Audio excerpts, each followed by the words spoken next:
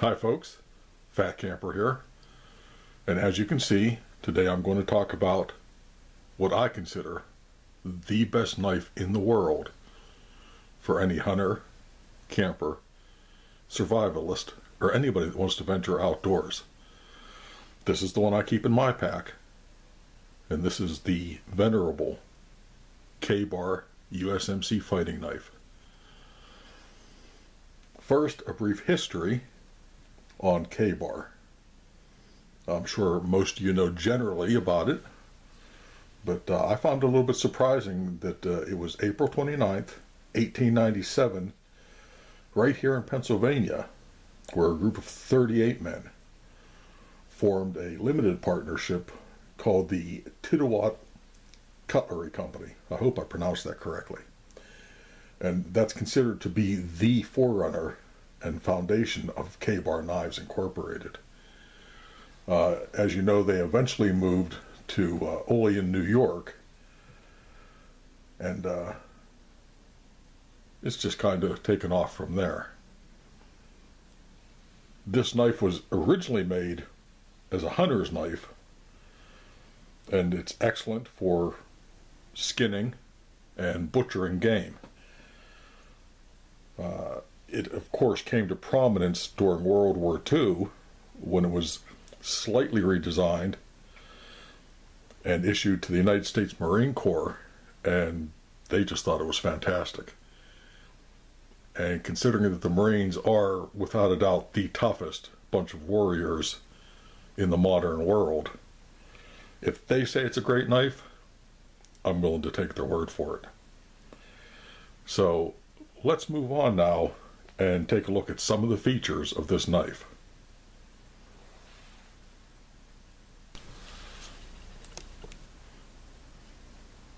Now, as you can see here, this is the classic USMC fighting knife. It's a fixed blade, full-length tang. As a matter of fact, you can see where it comes right to the end of the pommel. The blade is 7 inches long, and the overall length is 11 7/8 inches. The blade thickness is 0.165 of an inch thick. So it's a relatively robust blade.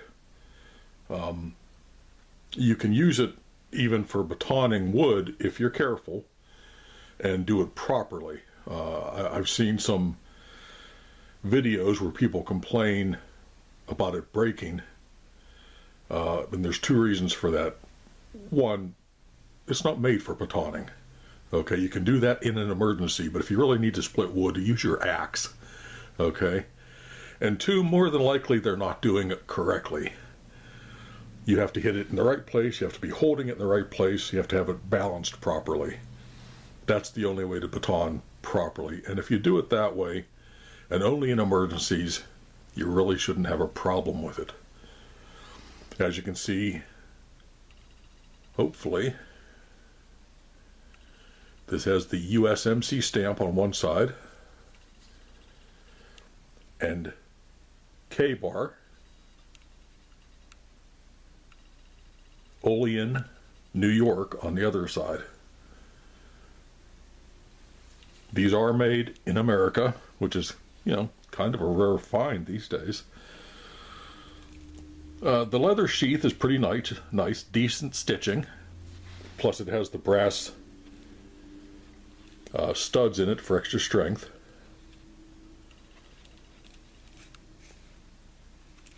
Made to go on a belt. Also has the hole in the bottom for a lanyard so you can secure it to your leg so it's not flapping around too much. Oddly enough, with the knife being made in the United States, this is made in Mexico. Again, you can see KaBar, USMC, as well as the Eagle, Globe, and Anchor emblem of the United States Marine Corps. And it's a good sheath. It does require some care.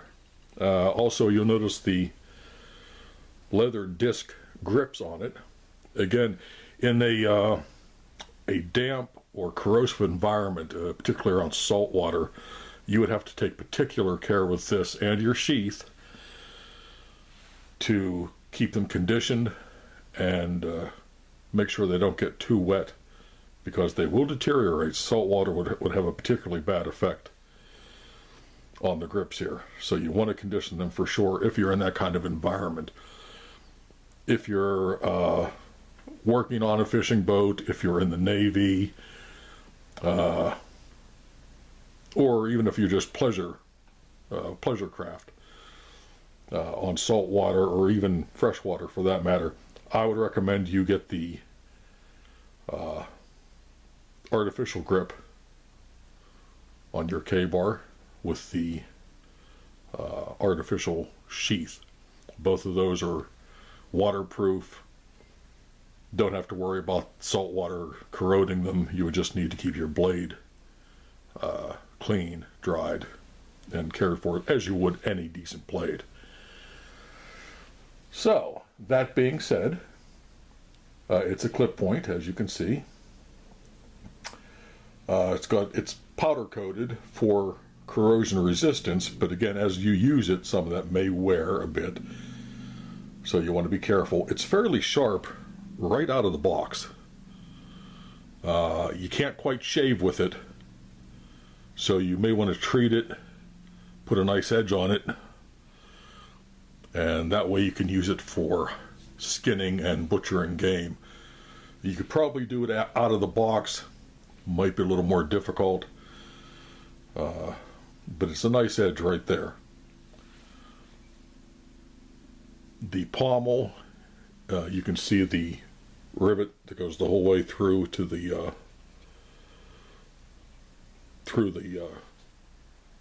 tang and holds it secure.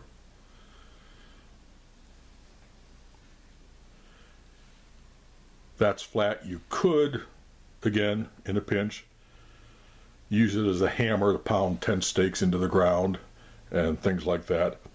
Again, not what this knife is made for, but you could do it in an emergency.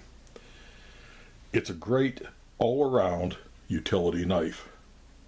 You can dig with it if you had to. It's great for cutting rope. Like I said, butchering and skinning game. Anything you have to do around the camp, it's good for. So this is why it's my choice as the knife I keep in my pack. You can do about anything with it, exercising a bit of care if you're taking it outside of its range.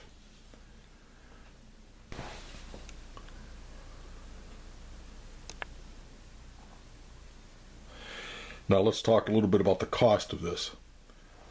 The manufacturer's suggested retail price, if you go to the KaBar website, is $113.16 for this particular knife. However, you go someplace else, for instance, Amazon.com, get the exact same knife for $66.19. As a matter of fact, I got mine on Amazon a number of years ago, cost $55 at that time. That's a bargain. Even at the manufacturer's price of $116, it's worth every penny of it. You just can't find a knife of this quality for that price from any other manufacturer. This is a knife that will serve you your entire lifetime, and then you can pass it on to your children and they to their children with just a modicum of common sense care. I don't know if this thing would ever wear out. So if you're looking for an affordable, all-purpose camp knife that can be used for everything from cutting the rope to secure your tent, to butchering game, to digging a latrine, this is the knife for you. It does it all, and it does it at an extremely affordable price. So if that's what you want, this is the knife for you.